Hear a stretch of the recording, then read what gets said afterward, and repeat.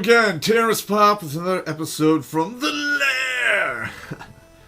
And to be honest, ladies and gentlemen, I probably should have put the red shirt on because I'm gonna say some pretty awful shit, and some people are gonna be pretty upset. But what I'm gonna tell them is basically the brutal truth. Now, I've already done an episode, Where Have All the Good Men Gone?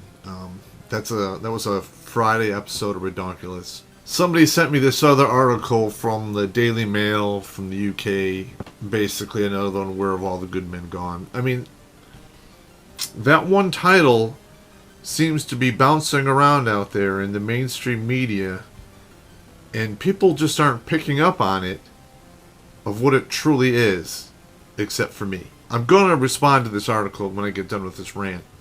But when I got this, it hit me like 3 in the morning when I was, up plotting to take over the world like I always do every night.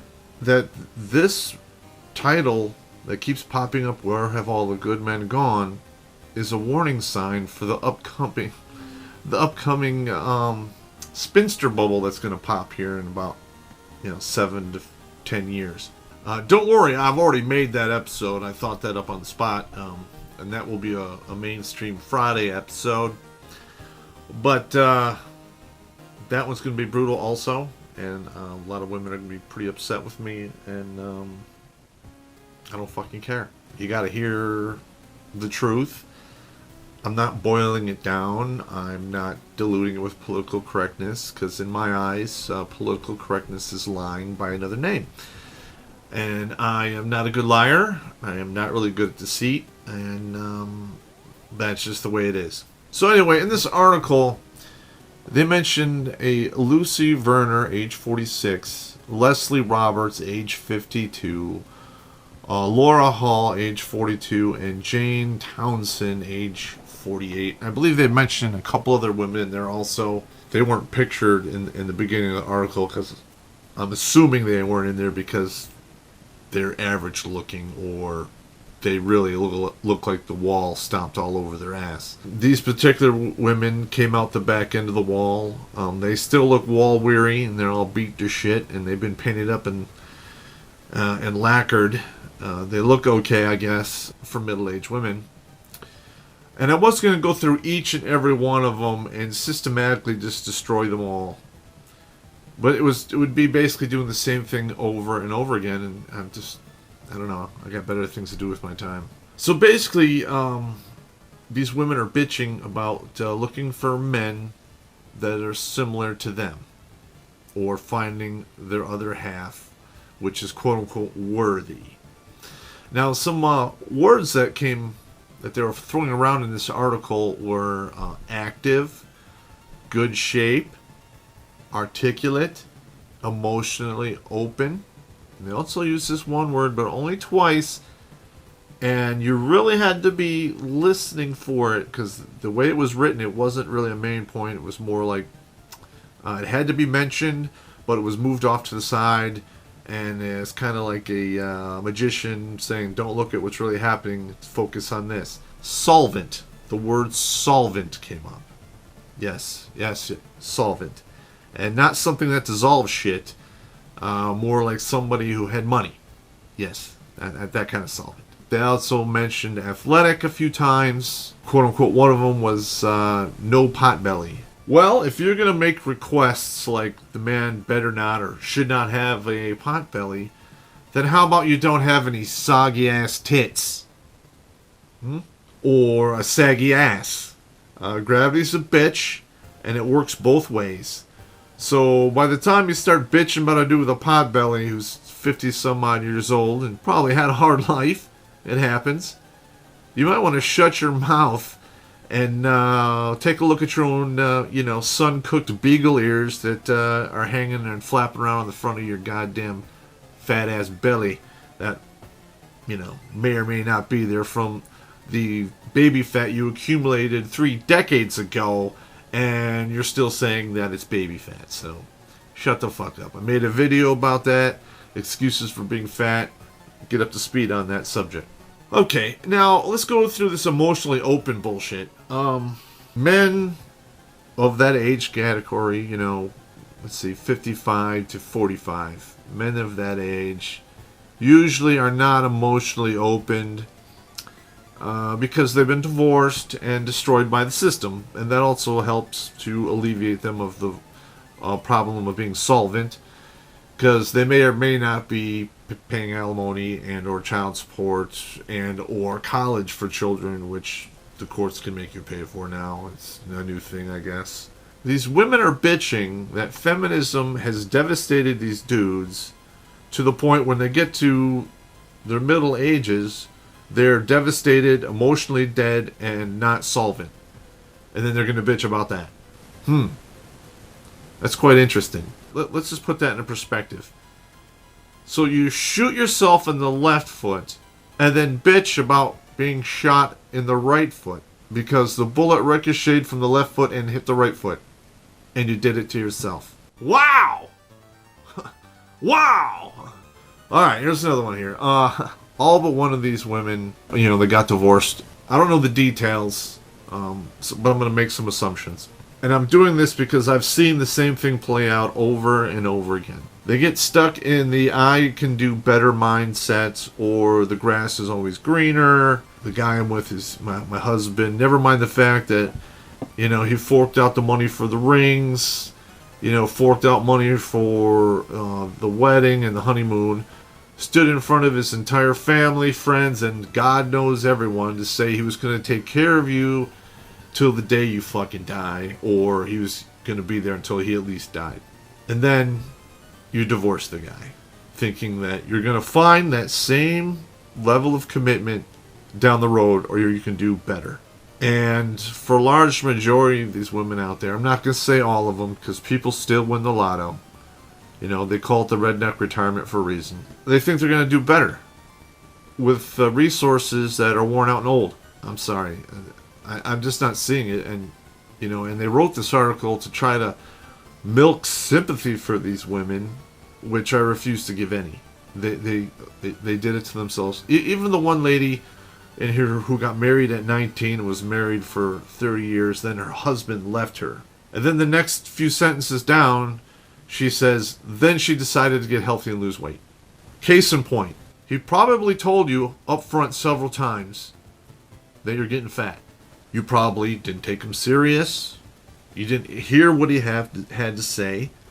And you thought because, if he divorces me, I'm going to call his bluff and I'm going to hit him with alimony. I'm going to take all his shit. I'm going to ruin his fucking life so he can't afford to fucking dump me and get rid of me and get something younger. In most cases, you would be correct. But that begs to differ this one question. How horrible of a person must you be for a man to actually say, you know what? Losing half my shit, almost living in the poorhouse, and I get to jettison this piece of fat shitbag bitch? It's fucking worth it. There you go. Well, Jesus Christ. Okay, and then I was reading through what these women had to say, and I saw a lot of too picky-itis going on, with a lot of no dickitis, or dickitis of the ear canal, meaning they're fucked in the head. They're living in some dream world. They really are. This is like a repeat of the Prince Charming syndrome when they were fucking 18 to 24.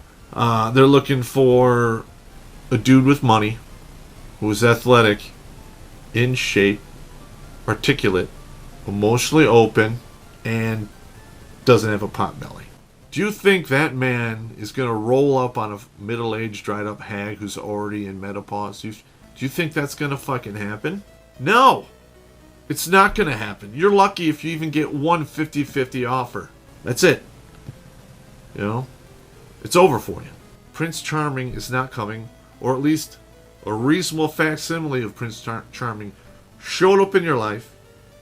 You stabbed him in the back, or you treated him like shit, and you ran his ass off.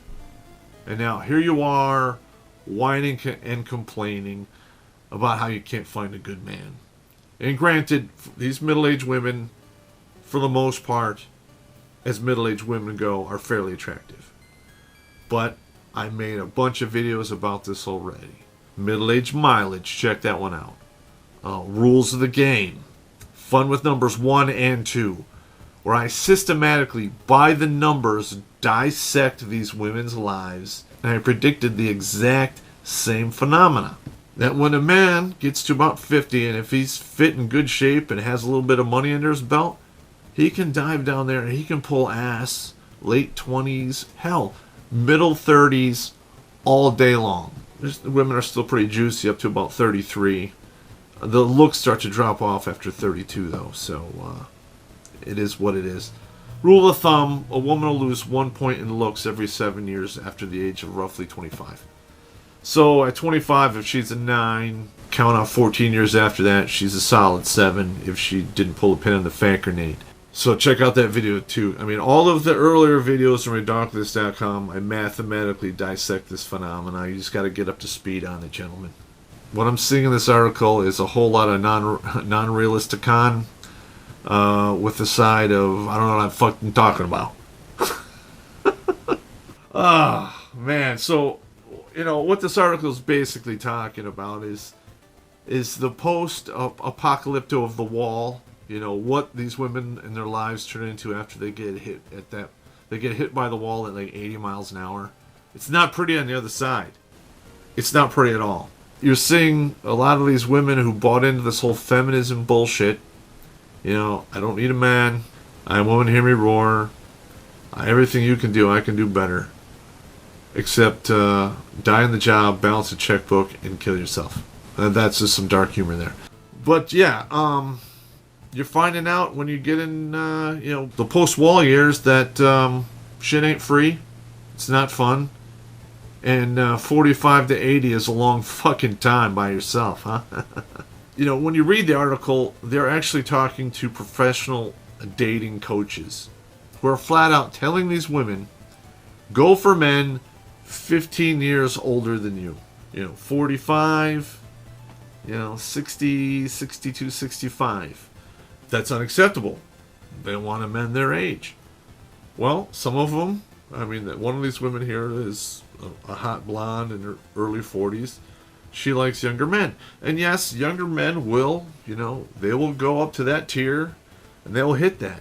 But they're not thinking relationship. You know what they're thinking about? Practice. Yep.